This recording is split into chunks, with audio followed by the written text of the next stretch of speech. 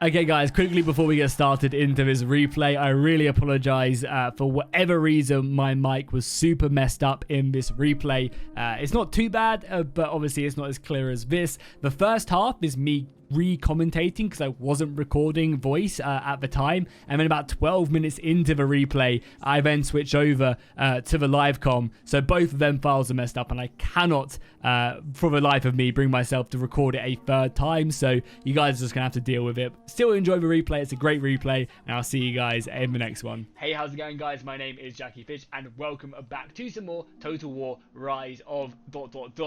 Can't say that final word. Funnily enough, if you don't know what I'm talking about, the Total War Rise of Mordor mod did get copyright struck over on ModDB, unfortunately, by Warner Brothers for the use of Mordor in the title of the mod. They are going to go ahead and replace that, so nothing to worry about there, and it shouldn't really affect anything with the mod, hopefully. However, I imagine it is pretty demoralizing, so do be sure to go over and show them some love. You know, even if it doesn't have any greater effects, it's still not nice to obviously receive something like that and the stress to deal with it. So yeah, I'll leave a link down below to their Discord so you guys can check it out. But we are diving back in with another scenario battle. If again you guys have never heard of these scenario battles before, basically they're like a story driven campaign over the course of 3, 4, 5 battles that lead on from one another. In the previous engagements we have had the forces of Dol Amroth being absolutely hammered, and now we are diving in for the defense of Dol Amroth's capital, and they will try their hardest to hold the line. You may also be wondering that the audio doesn't really fit with what you guys are seeing right now. This is actually a post-com until about 10 to 15 minutes in to the actual replay itself. For some reason my mic wasn't recording, and then I managed to catch it about 12 minutes in, so you guys will have to listen to future Jackie for a little bit until you listen to past Jackie. Hopefully that is not too much of a problem. But yeah, so the scenario for today's engagement is that you know, obviously since being pushed back from losing the previous 2 battles,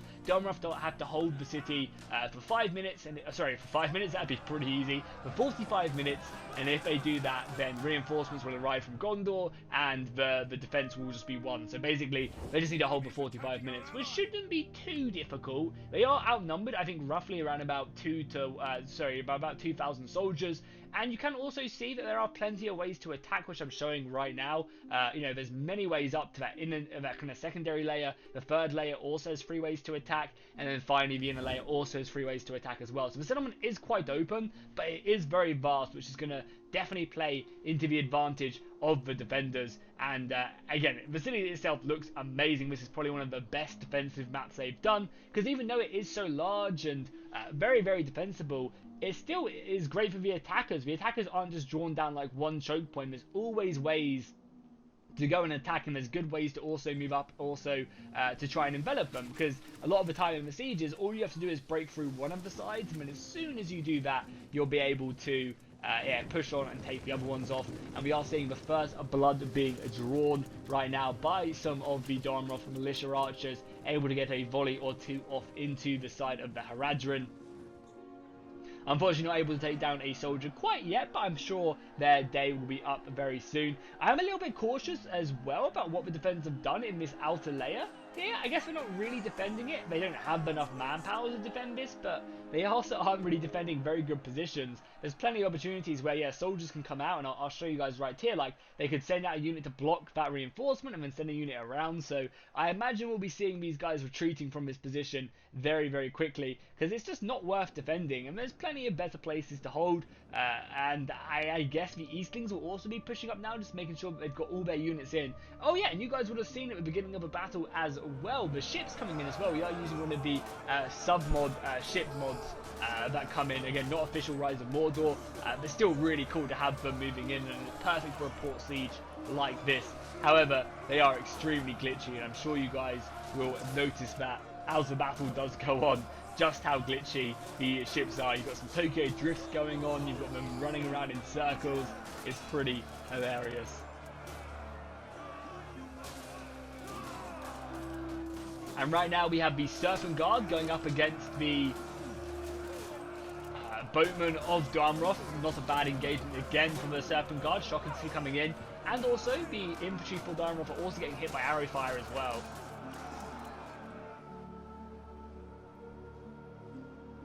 Actually, I think think it's the other way around. I think it's the Serpent Guard are the ones hitting them. And already we are now seeing the cavalry coming in. So there's actually a handful of horses over on Dol Amroth's side. They have something along the lines of like, you know, maybe 6-7 units of horses, which might not sound amazing, but there are plenty of avenues to attack in this map, meaning there's plenty of avenues to utilize that cavalry. And boom, here we go. The Loke Rim, the Macemen and Axemen of the Easterlings now pushing up, and they're just such, I know I say this every single time, I know, but they are just honestly such a solid unit.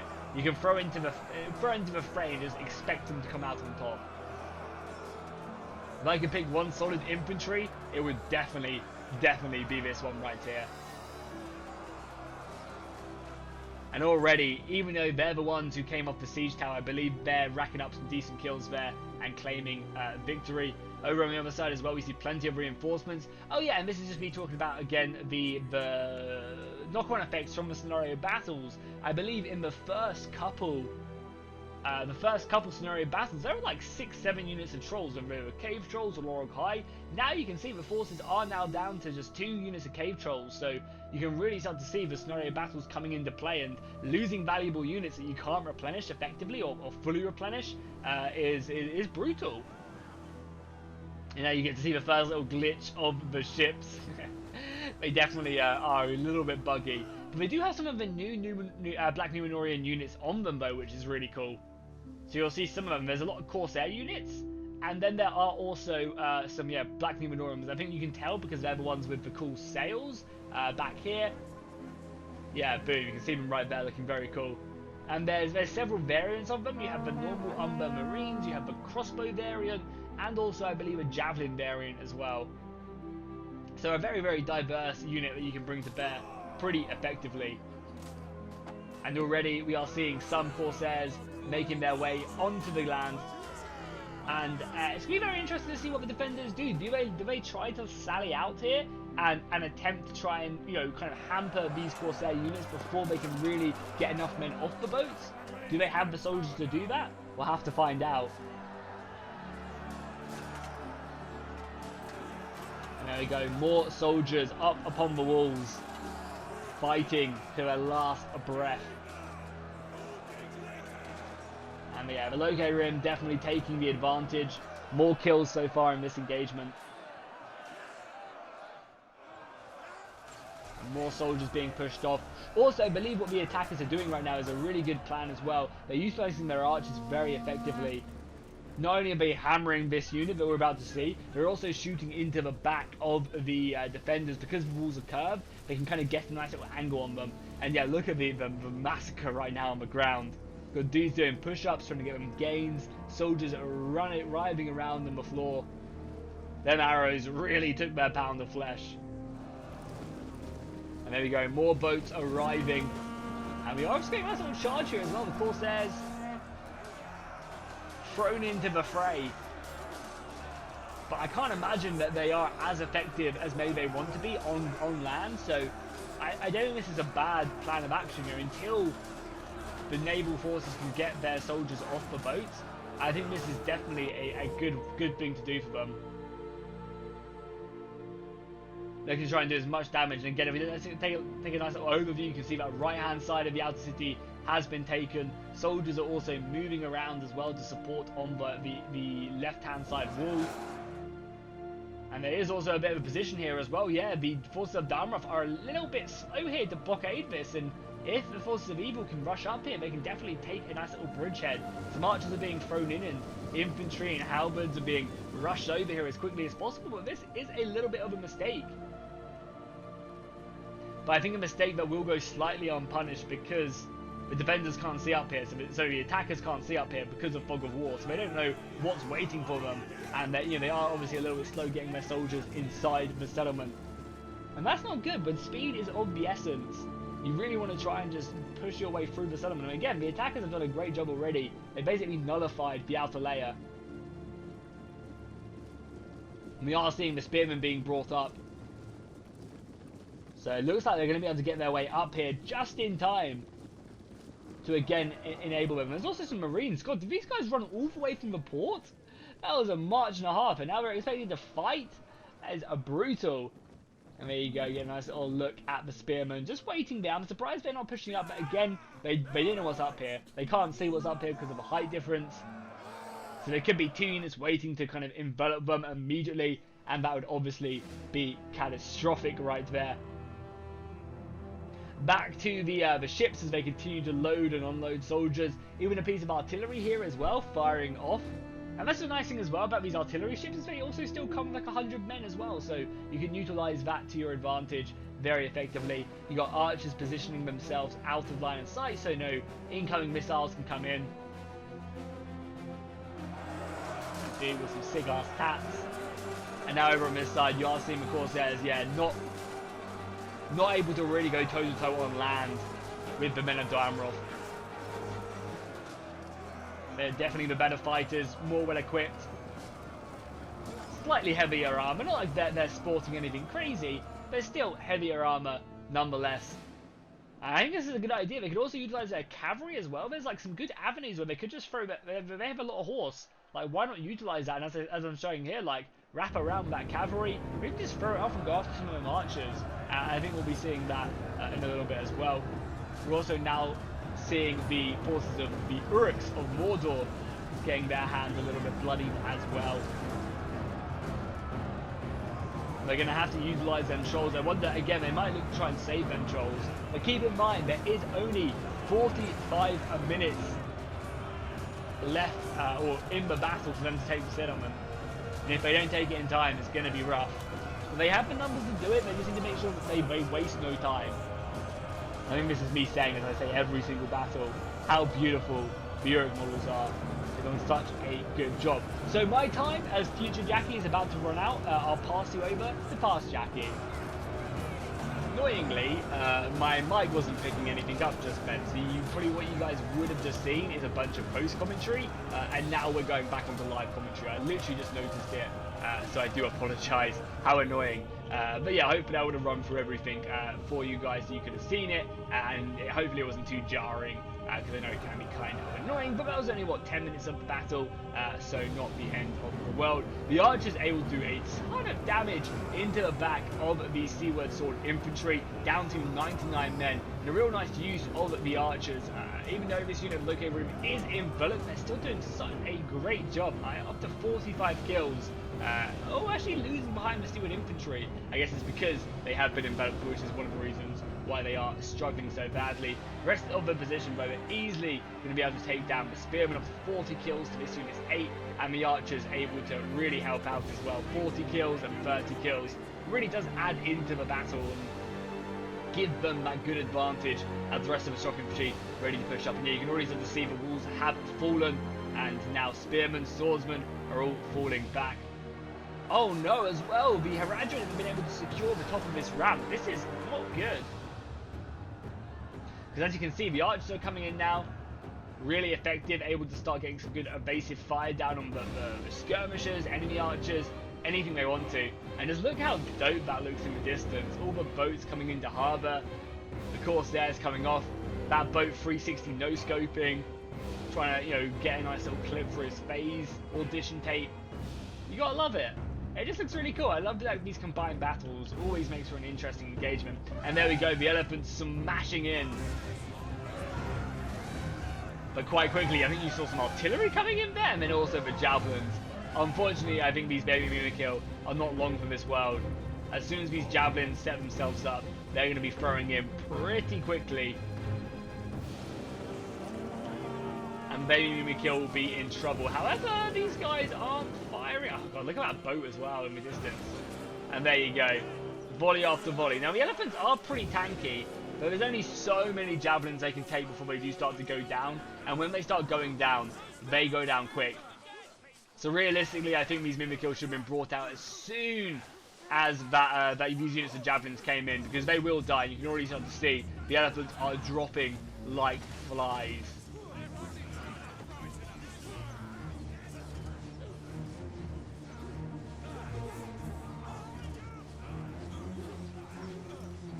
Up to 40 kills now, the elephants, but still almost going down now.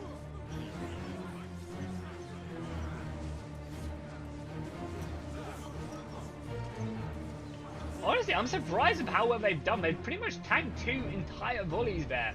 Obviously, they've gone down, but still, that's not bad. That's not bad whatsoever. You can also start to see as well on this other side, the Uruks of Mordor being hammered from the top of a ramp. The arrows, even though they are firing over a long, effective range, still able to get in. Corsairs being broken on this side, and yeah, boom, that's exactly what we wanted to see. The cavalry coming in, getting a little bit stuck on the Umber Marines.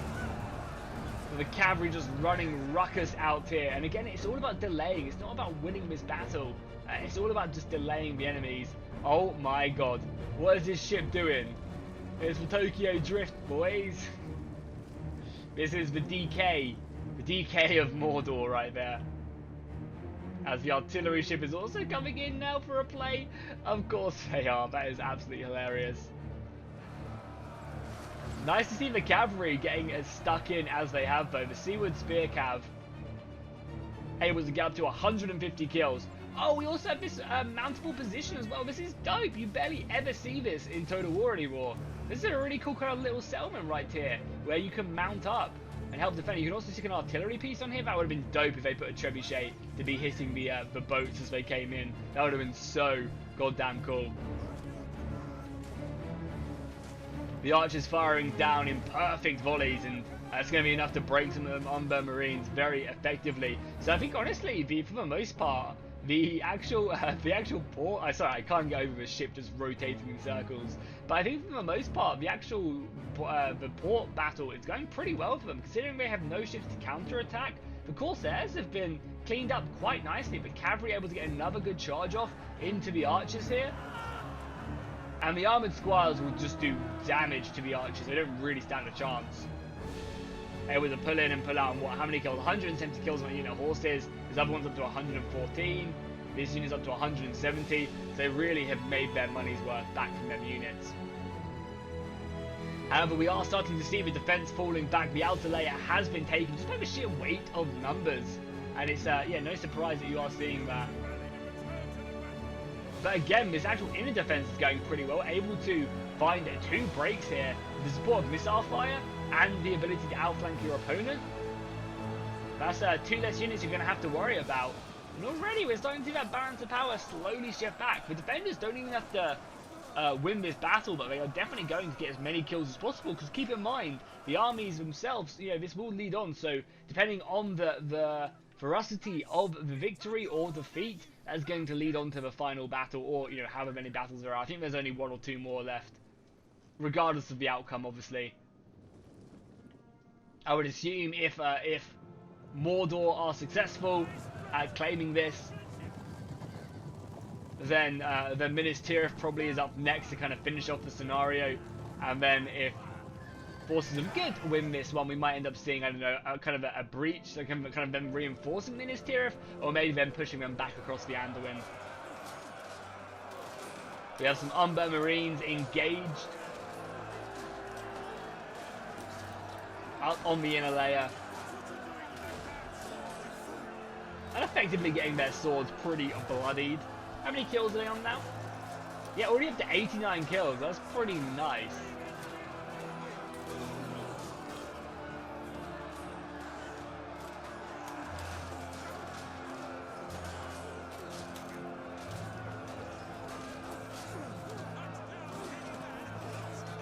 But slowly but surely, they are breaking through. I mean, however, this unit can find itself surrounded, but more soldiers are coming up, and this is the problem that Dol Amroth do face. It's just the sheer weight of numbers they're up against.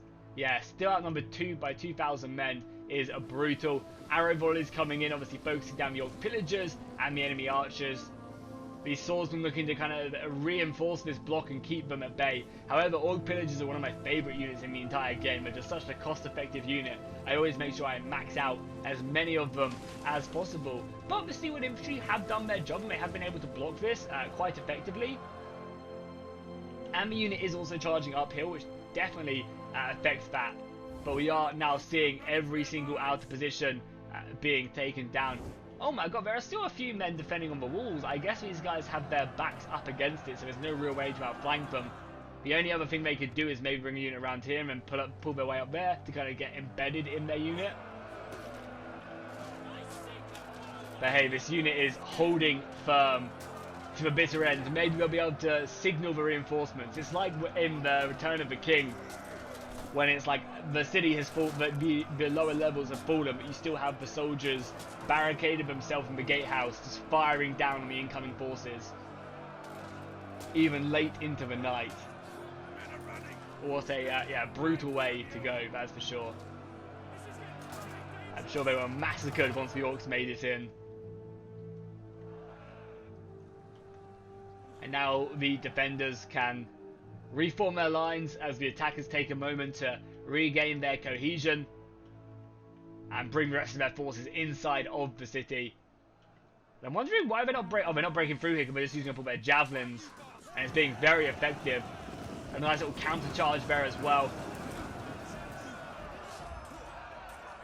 Able to get stuck in very effectively, and yeah, these spears will not hold. So more soldiers will. Oh my god! Look at the Tokyo Drift popping off now! Let's go! Hell yeah, that's one way to try and take the settlement, is just send a ship all the way in and then dismount. God, these ships are so buggy. So this is like a sub-mob, by the way, as well. This isn't the official Rise of Mordor boat stuff. Oh my god, look at them! Hilarious. And this, like, these boat bugs have also been around in vanilla Total War, probably since they added naval battles in Rome too. Or obviously, you know, these type of naval battles, they have them in Napoleon and Empire, of course.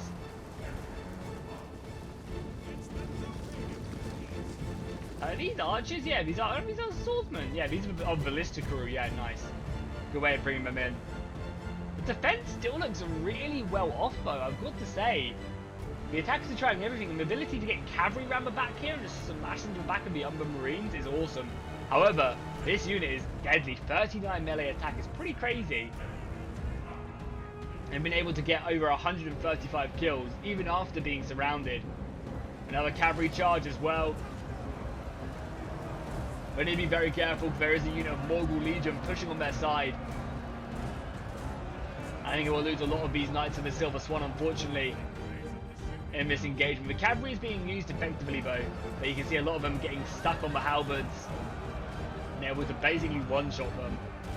Cavalry is going to be forced back and probably end up going directly into the back of these units of Marines again.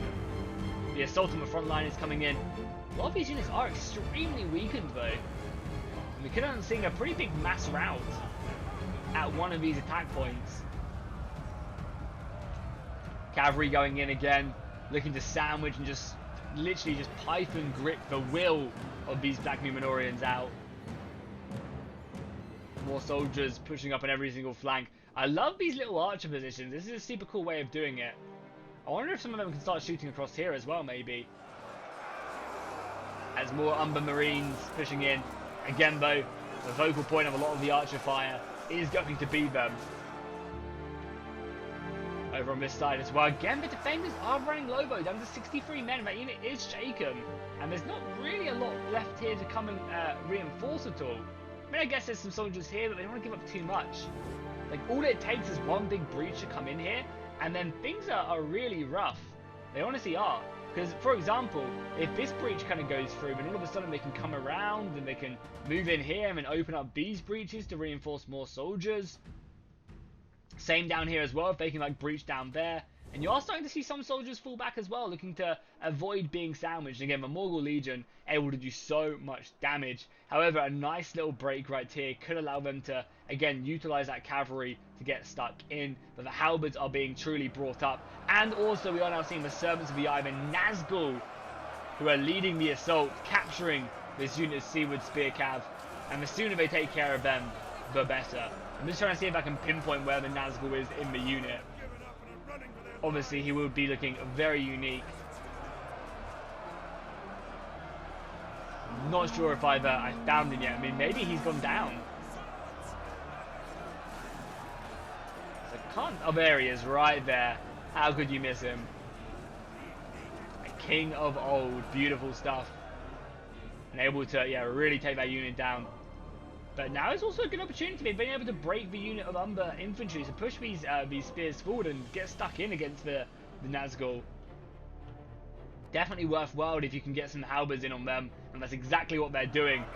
looking to try their best just to kill as many of these Nazgul as possible, and also surround them. This is the enemy general as well, so almost like cutting the head off the snake. But the cavalry is going to pull out of there, take a few casualties probably as they do, but able to get out of there, yeah, fairly safe, only losing 2 soldiers and racking up over 12 kills. Not a bad KDA to keep yourself off, but just the sheer weight of numbers is really coming into play, and now we're seeing more soldiers brought in.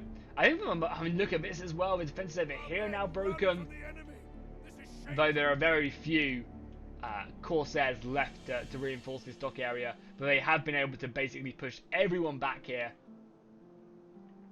which is going to be massive for them. So really they just need these forces to come in, and the last reserve forces here, push everything inside of the city, and then they can go for a real fine assault. There is still a decent amount of time left of the battle, so that will definitely work in their favour.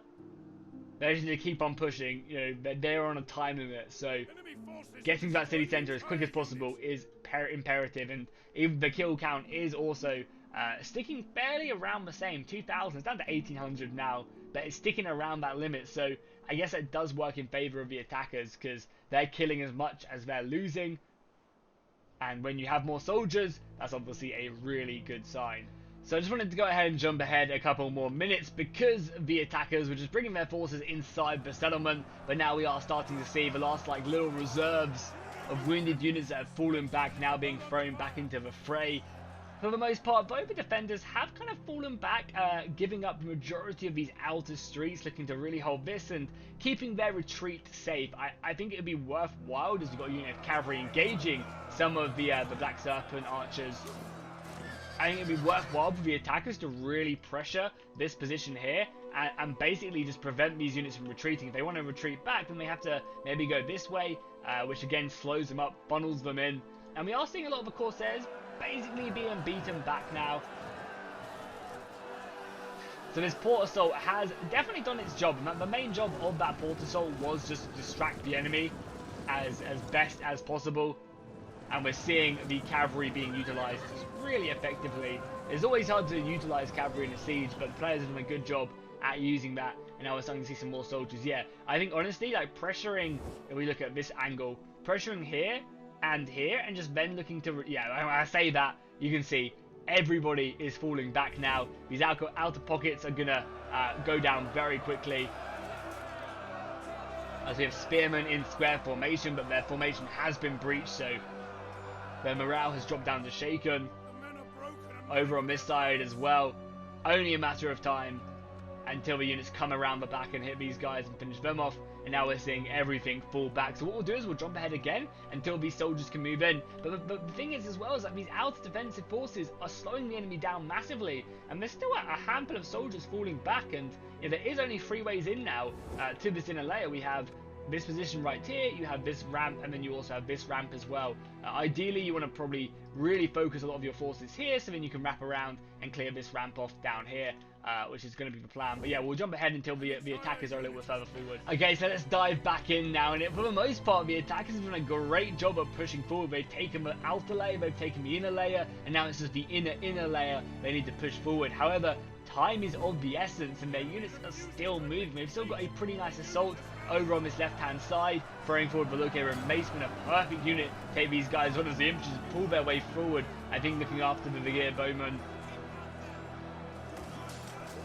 which is such a beautiful armoured infantry unit. A great hybrid sword and shield with that bow, effective at pretty much any range. But unfortunately, they have been broken. And we are seeing some soldiers, yeah, a lot of soldiers are being brought around, but it's just all about rushing as quickly as possible. And this is when the size of the settlement is going to really struggle. And the attackers just don't have that much time. There is under 10 minutes left for them to take this settlement, and things are looking pretty rough for them. The Umber Marines waiting, biding their time, because they can't go in. If they go in here, they'll get obliterated. First things first, this unit of Haven Guard will engage them, and then the cavalry will move around. They need reinforcements, and units just aren't there quick enough. Some more archer fire coming in, and it's looking pretty good, honestly, for the defenders, even though they are outnumbered, and probably over time, they would go, I say over time they would go down, but I mean, again, they're doing really good. The attackers are doing good as well, bringing up the right unit to deal with the right situation. So we have a unit of these Morgul Legion being brought up, obviously, to go and engage away against the Seaward Spearmen. These guys, it's one of the best ways to take care of these spearmen quickly is throwing halberds into them, because the spears don't really have the damage to to do anything to the halberds. But also the most important thing is to throw these guys forward. We're looking to go for a double prong, so throw in the shock infantry and then the Morgul Legion in, and that'll bring them down fairly effectively, I would say, as more infantry kind of get thrown over. But again, there's just so much left for the defenders. I don't really see a way that the attackers can win. Cavalry engaging as well. The cavalry have definitely been the MVPs of this battle.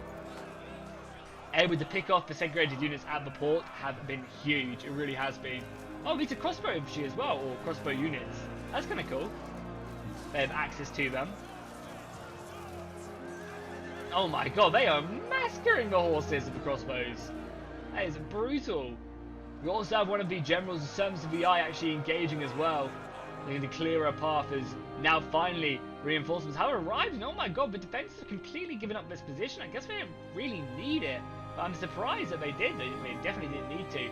But I guess it's all about slowing the enemy down. Like, what's the attackers going to do? They're going to push through here and then get engaged by Pelagian Marines, or go down this way. There isn't actually anything defending the city centre as well, so I think maybe a big push out might not be a bad idea, as we still have one more Tokyo Drift really popping off. God, these guys must be getting extremely dizzy on the battlefield. I think that's the last ship that, I guess, glitched out. The other ones seemingly have dropped their payload. And these archers are still able to kind of get some more shots off as well before being overrun. This is what the soldiers at Minas Tirith and the Gatehouse are pretty much like. Deep behind enemy lines, firing off shot after shot, and just hoping for the best. And there we have it. I think with only a couple minutes left, there is no way the settlement will be taken. I think given maybe another 10 minutes, they could have done it. Maybe 55 minutes. Definitely very reasonable. They were just a little bit too slow. They need to always be going. And yeah, Dol Amroth did a great job of just holding the enemy at bay. And now they're just throwing everything they have outside the settlement, looking just to ensure that nothing breaks their way through. It'd be funny if a unit of cavalry managed to get their way up here, because there is nothing back here. And just ninja cap. But unfortunately not the case. So it does seem like that the city of the Silver Swan has been defended, meaning that the forces of evil have been pushed back, and I'm excited to see where this scenario does go. Obviously, the forces of good finally have got reinforcements, which is nice. They'll be getting some bonuses for the fourth and possibly final battle. But it's not like the entirety of the evil forces have been annihilated either. Also, we actually never got to see these trolls engaged in combat again. That was a big letdown. They definitely should have been thrown forward. Definitely seeing the time is brutal. So yeah, I'm excited to see what the next scenario is going to be, as we are seeing the final moments of this engagement. Are we going to get like these forces being chumped up by the reinforcing armies, or is it going to be a completely different kind of a part of the war in the west? We'll have to see. Let's take a quick look at the kills, and then we will dive. We'll dive into it and really see. So yeah, as we have it right now, 150 kills on the trebuchet, not bad whatsoever. 105 kills on some infantry. Cavalry though, definitely the ones. Yeah, 400 kills, 100, and 240 as well. The Horse Lords doing a great job. And then even the evil forces did their work as well. 194, 200 kills, all decent stuff right there. This boat, unfortunately, didn't get any kills. I think it was pretty much just spinning around. And Nazgul also up to 102 kills. The Trolls just not getting engaged though. Real missed opportunity, that is for sure. So hopefully you guys enjoyed this. If you did, drop a like and a comment down below. And I'll see you guys in